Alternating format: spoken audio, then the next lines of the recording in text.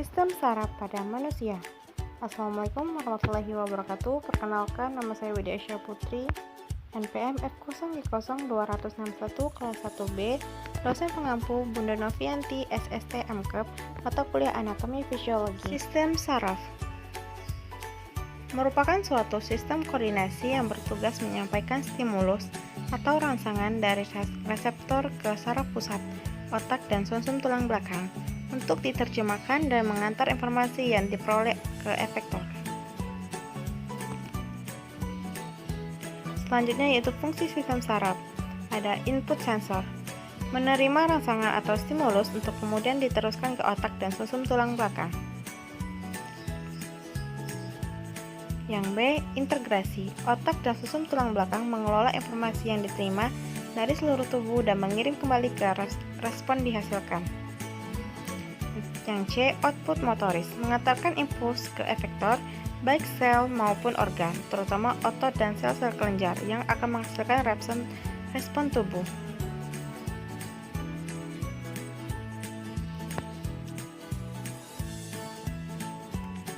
Sistem saraf terdiri dari dua bagian utama, yaitu yang pertama sistem saraf pusat, yang kedua sistem saraf tepi.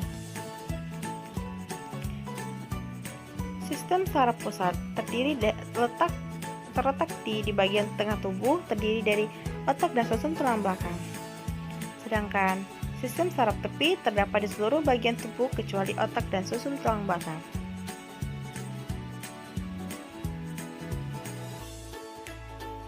Yang selanjutnya Sistem saraf dibangun oleh jaringan saraf. Jaringan saraf terdiri dari neuron dan sel-sel glia. Neuron membawa atau mengantar impuls saraf. Glia merupakan sel-sel pendukung neuron. Sel-sel pada sistem saraf membawa impuls saraf disebut dengan neuron. Adapun gambarnya, neuron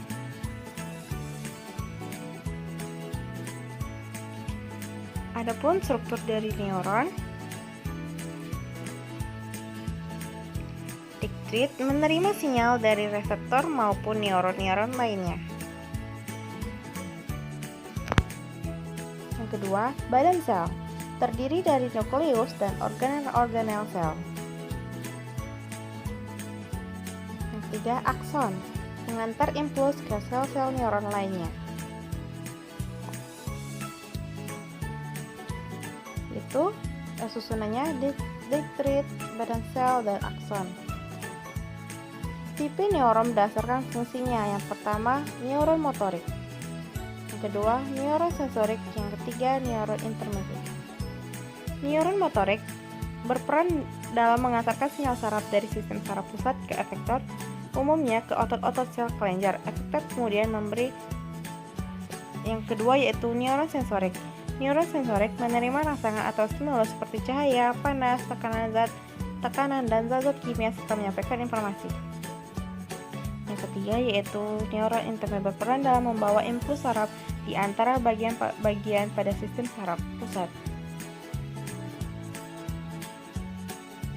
Tipe neuron berdasarkan bentuknya. Yang pertama yaitu bipolar, kedua multipolar, ketiga unipolar. Bipolar terdiri dari satu akson dan satu diktrit. Multipolar terdiri dari satu akson dan banyak diktrit.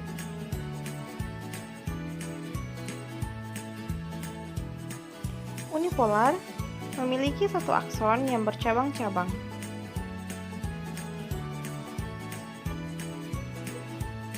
Aksonnya terdiri banyak diktrit tapi tidak memiliki akson. Bagaimana sih proses penghantaran impuls saraf pada neuron? Ayo kita cari tahu selanjutnya. Menjelas mengenai neuron merupakan sel-sel menghantar impuls saraf.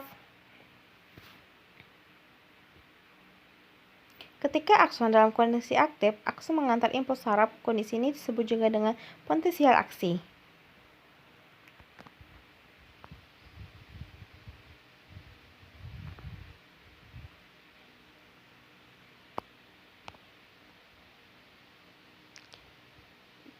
yang terdiri dari membran. Pada kondisi biasa, akson tidak mengantar info saraf. Bagian di dalam akson bermuatan negatif. Potensial aksi dihasilkan melalui aliran ion bermuatan positif yang melewati membran akson.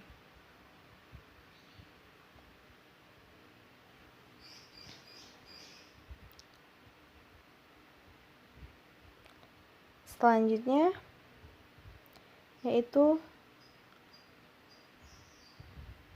seperti yang ada di dalam video, sinyalnya menghantar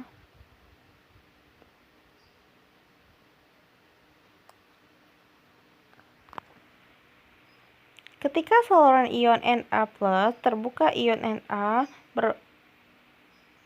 bergerak masuk ke dalam akson. Hal ini menjadi ketika aluran ion